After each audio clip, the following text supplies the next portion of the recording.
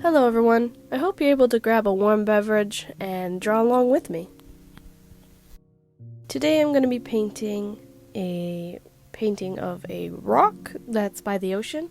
You probably already saw that I actually started this painting in Alaska. Me and my husband went on a trip there. It was kind of funny, we were on a whale watching tour and we saw this rock that was completely overgrown by plants and other foliage, and we ended up making a whole backstory of this character, and so I couldn't wait to start drawing it, and so I started it that evening, and then I took it on a train ride with me that went up through the mountains, and I didn't get to finish it while on the trip, so I brought it back home and was able to finally get around to finishing it after working on a bunch of other projects I was doing. I am so happy with the way it turned out. I love his expression. I think it looks very sad and tired, which is what I was going for. And the brushwork also, I'm very happy with the way the brushwork turned out. I was getting a little concerned in the beginning. It didn't look like how I wanted it to, but everything worked out in the end. I started how I often do, with just a rough underpainting of the general shape ideas that I want, and then I slowly build it up with adding more and more details and refinement. I know he was supposed to be lonely, but I figured he just looked too sad and alone, so I added a little chicken, or a seagull, sorry. I call all birds chickens. I don't know where that started. I have a pet cockatiel, and I call her chicken, even though that's not her name. So I don't know where that started, except ducks. Ducks are only chickens sometimes. And then geese are always just geese. Geese are awful. I hate geese. Anyway, so I gave him a little seagull friend, just to keep him just to give him a little bit more company, and to give a little bit more context of the rock being near the ocean, and kind of the idea that the waves and the tide have slowly been wearing away at this rock, and he's getting smaller and smaller, and he's slowly going to crumble into sand. He's just old and tired. So a lot of my technique here is with the rocks. I start off with a kind of mid-tone, and then I do shadows and I do highlights last.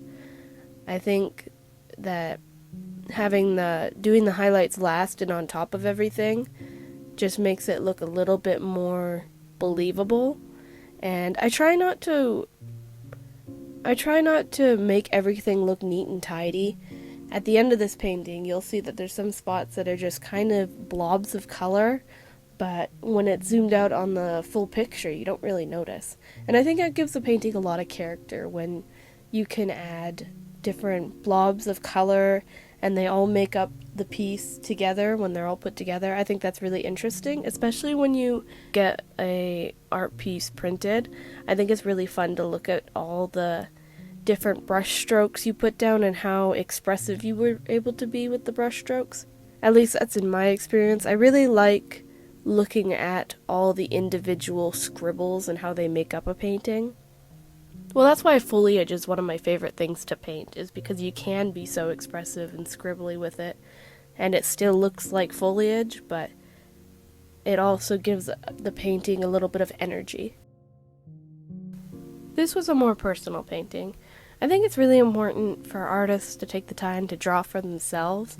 Well, not just sketching in your sketchbook, but actually finishing a piece that's just for you, or that's something that you've been inspired by, or something that you've just been wanting to do for a long time, but it's not necessarily something that appeals to everybody. I think taking care of that creative side of you is really important to help avoid burnout. So this painting was formed directly from my own experiences, even something as simple as seeing a rock across the water.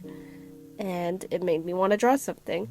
I think that's really important, just to be in tune to those sort of ideas and try them out, and sometimes they won't work. And that's okay if they don't work. It's just taking the time or being aware of those little hits of inspiration or moments that you really want to draw but you don't really know what to draw. Just sit down and start.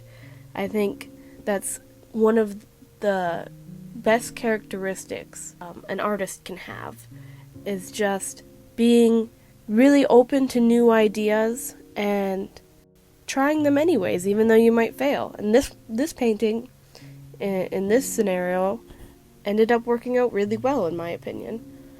I really like it. A lot of people might not like it, they might not understand it, and that's okay, because it wasn't for them, it was for me. And I think just sometimes drawing something and painting something just for yourself can be one of the best ways to avoid burning out on projects. Alright everybody, that's the end of the painting. I hope you enjoyed, and I'll see you in the next one. Bye.